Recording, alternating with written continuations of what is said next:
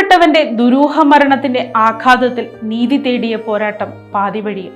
സഹോദരി രേഷ്മയും യാത്രയായി. ഇസ്രായേലിലെ ജെറുസലേമിൽ ദുരൂഹ സാഹചര്യത്തിൽ മരിച്ച ഭർത്താവിന്റെ വേർപാടിൽ നീതി തേടിയ പോരാട്ടം പാതിവഴിയിൽ ഉപേക്ഷിച്ച് കോളിയാടി സ്വദേശിനി രേഷ്മ അന്തരിച്ചു.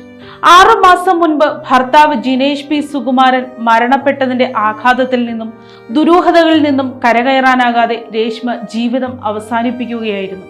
കഴിഞ്ഞ ജൂലൈ 4-ന് ഇസ്രായേലിൽ കെയർ ഗീവറായി ജോലി ചെയ്തിരുന്ന ജിനേഷ് മരണപ്പെട്ട വാർത്ത നാട്ടിലെത്തിയിരുന്നു.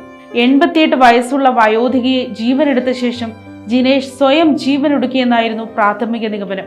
എന്നാൽ സൗമ്യ സ്വഭാവക്കാരനായ ജിനേഷ് അത്തരമൊരു പ്രവൃത്തിയിൽ ഏർപ്പെടില്ലെന്ന് കുടുംബം ഉറച്ചു വിശ്വസിച്ചു. പുറത്തുനിന്നുള്ള ആരോ നടത്തിയ കൃത്യമാണിതെന്ന സൂചനകൾ പിന്നീട് വന്നെങ്കിലും ഇന്ത്യൻ എംബസിയിലോ ഇസ്രായേൽ അധികൃതരിലോ നിന്നോ കൃത്യമായ മറുപടി ലഭിക്കാൻ രേഷ്മ നടത്തിയ ശ്രമങ്ങൾ പരാജയപ്പെട്ടു.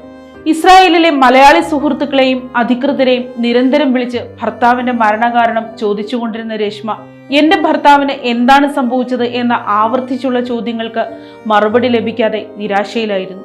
അവസാനമായി വിളിച്ചപ്പോഴും എംബസിയുടെ മറുപടിക്കായി കാത്തിരിക്കുകയാണെന്ന് അവൾ പറഞ്ഞിരുന്നു.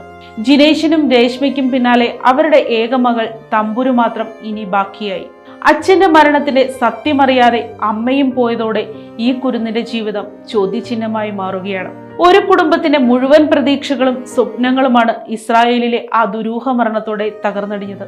ചോദ്യങ്ങൾ ബാക്കിയാക്കി രേഷ്മ മടങ്ങിയപ്പോൾ പ്രവാസി മലയാളികളുടെ സുരക്ഷയിലും മരണാനന്തര അന്വേഷണങ്ങളിലും അധികൃതർ പുലർത്തുന്ന മെല്ലെപ്പോക്കിനെതിരെ ശക്തമായ പ്രതിഷേധം ഉയരുകയാണ്. News desk, Kottarakkara media.